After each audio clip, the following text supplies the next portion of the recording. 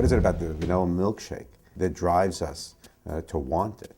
Is it the fat in it? Is it the sugar in it? Is it the flavor in it? Is it the temperature? The fact is, it's all of those put together. But as you do the science, you find that sugar is the main driver. But when you add fat to that, it makes the product even more reinforcing.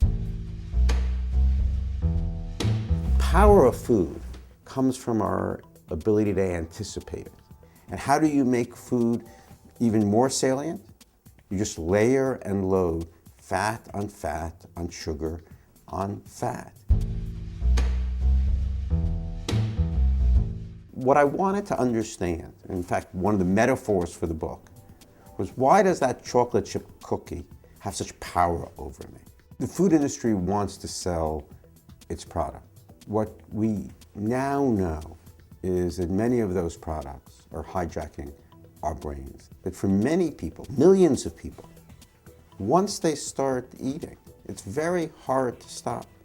There are millions of people who will self-report loss of control in the face of highly palatable foods, lack of satiation, lack of feeling full, a preoccupation with thinking about food between meals. What's happened is the food industry has learned to put together what looks like food, very highly processed. It's not there for nutrition. And it doesn't satisfy us, but it captures us. Next time you're in a restaurant, just look how the food is layered and loaded.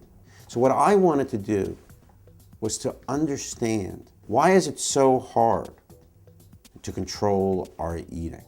It's not just a problem for people who are overweight and obese. It's also a problem for people who are healthy weight. And in fact, for them, they are in sometimes the greatest torment because they've developed this tight level of control. They're constantly getting cued, their brains are getting activated, but they are trying very hard to resist. So no one has explained to them why food has become so powerful, why they're obsessing.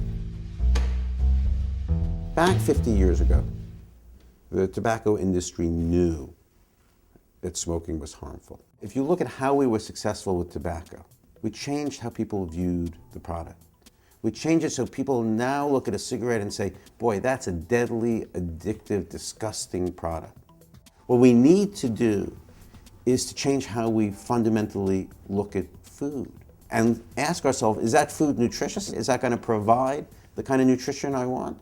You have to be able to fundamentally change how you look at the food. One way to do that is to realize the extent to which you're being manipulated. If you value being healthful, if you value eating nutritiously, if you say that is the kind of food that I want, that's not the food that I want, and you're able to make that kind of distinction, and you believe it, then you can be free.